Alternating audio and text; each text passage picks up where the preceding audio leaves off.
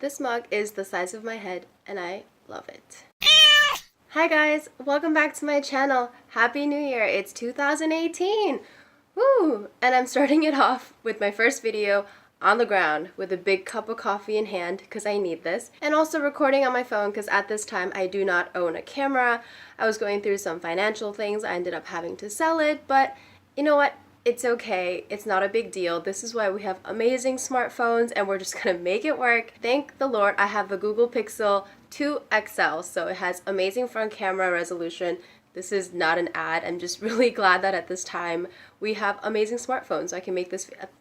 Let me get back to the point. So, Happy New Year! This is my first video on my channel. Thank you for coming back to my channel, or if you're new, welcome to my small corner of the internet. My name's Yeonni and I make all sorts of different types of videos here, so you can definitely go check out my channel to check it out for yourself. But today I wanted to come to my channel to talk about New Year's resolutions. The day that I'm filming this today is actually January 14th. I plan on getting this uploaded right away. So we are kind of halfway through January. So I want to ask you the question, did you keep your New Year's resolutions? Or did you already fail? Because I failed a lot of my resolutions already. So I thought it would be the perfect time to kind of bring attention to these New Year's resolutions. Maybe share with you some of my tips on how I view resolutions and how I feel like they can be really useful to us, but also can give us a lot of stress at times. So if you want to hear some tips about how to make New Year's resolutions, how to keep them, what are really resolutions, then just keep on watching. First things first, people say, or at least recently, it's become kind of like a trendy thing to say on the internet that resolutions are made to be broken.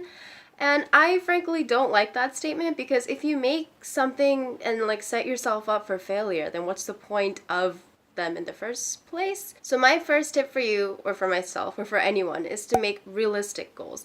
And for example, realistic goals, I'm getting married this summer, so I would like to lose some weight, and not lose weight as in like I'm fat and I hate my body. It's more like I've always been kind of skinny fat, just being personal and transparent with you. So this year, at least before my wedding, I would like to become more familiar with the gym. So that is my realistic resolution for the year. Maybe start going 2-3 times a week, and I would like to lose some weight and become more fit, but I'm not gonna go right away and be like 10 pounds this year. I'm suddenly gonna become like this fitness inspiration person, because I know myself and I know it's not realistic to just say 10 pounds before the wedding. Like, first of all, that's unhealthy and it's just not going to happen. So setting realistic goals in the beginning and not setting yourself up for failure is going to lead to having a successful New Year's resolution. It makes sense. And the second tip that I could give to you is that we live in a world of social media. We are constantly influenced by people everywhere.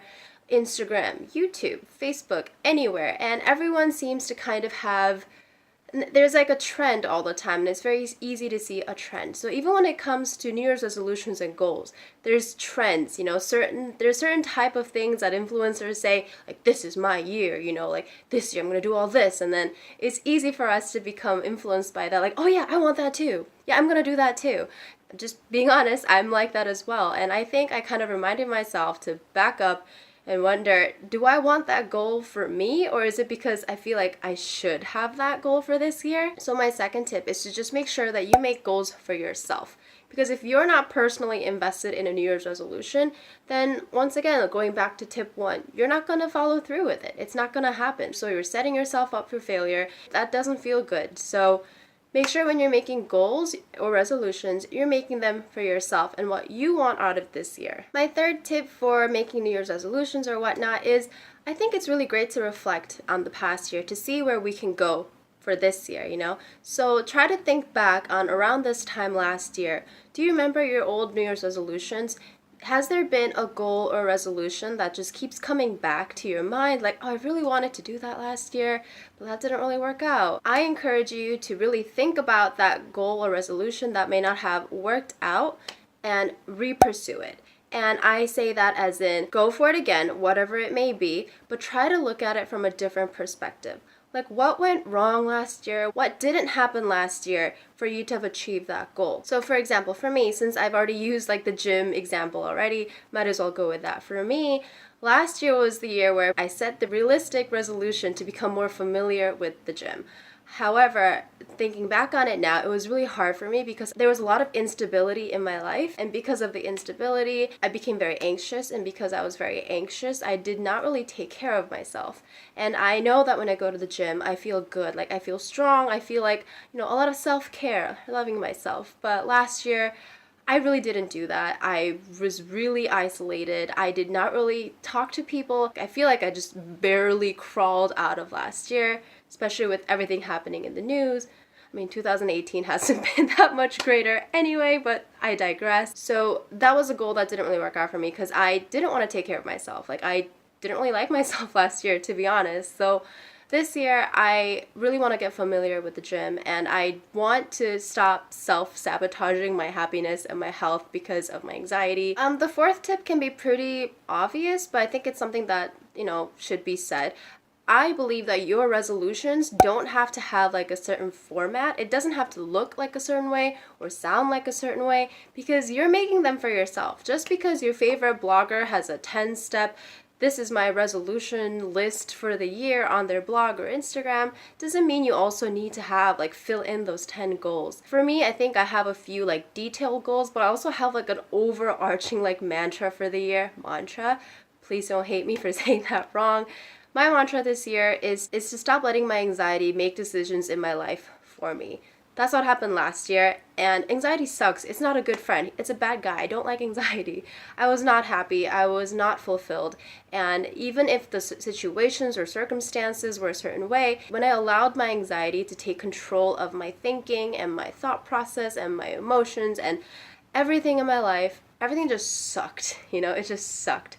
So this year, my overarching goal is to be bold, is to be fearless, is to say yes, and to have more control, have control of my life instead of letting my anxiety take the reins. I want to actively fight my anxiety. I want to actively go against what this anxious brain tells me to do or not do. So that is my overarching mantra for the year. And then I have little goals like get familiar with the gym, do a little more reading. Like when I'm on the subway, I would like to realistic goals, right? When I'm on the subway, I would like to read more rather than being on my phone. Big mantra, little goals. Yours can look completely different, but what's special about that, it'll be yours and yours alone. And last but not least, something I can say is don't worry about it.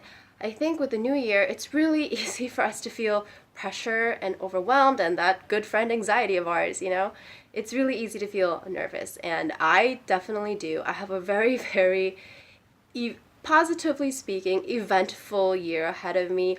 I'm graduating with my master's degree. Okay, first of all, even before graduating, I need to take an exam to get the license to practice what my degree is in. I need to graduate. I'm getting married. I'm moving in with my future husband. There's a lot going on this year, and hopefully I will be adopting my first cat. So a lot of good things happening, really. So it's easy to feel overwhelmed at this time of the year, and I just wanted to say that's okay.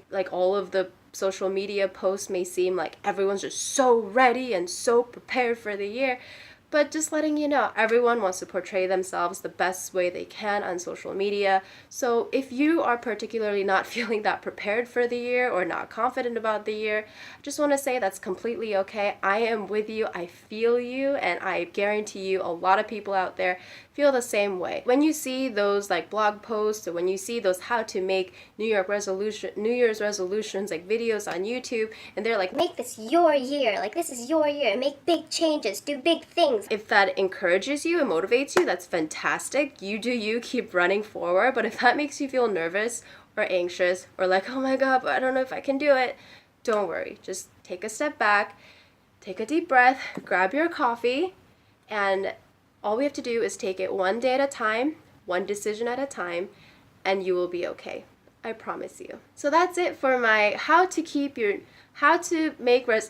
what is the title of this video? How to keep your resolutions versus what are my resolutions, how to not set yourself up for failure video. I mean, I'm excited for the year because it is kind of refreshing that everyone's trying to be a better person or trying to make better decisions. So this is the collective time in the year where people are trying to be positive, trying to be encouraging, trying to make positive changes in their lives. So I think I'm just vibing off that, and hopefully this video was kind of like a little push or even like a little calming reminder to you in this time. Thank you so much for watching. I really hope you liked this video.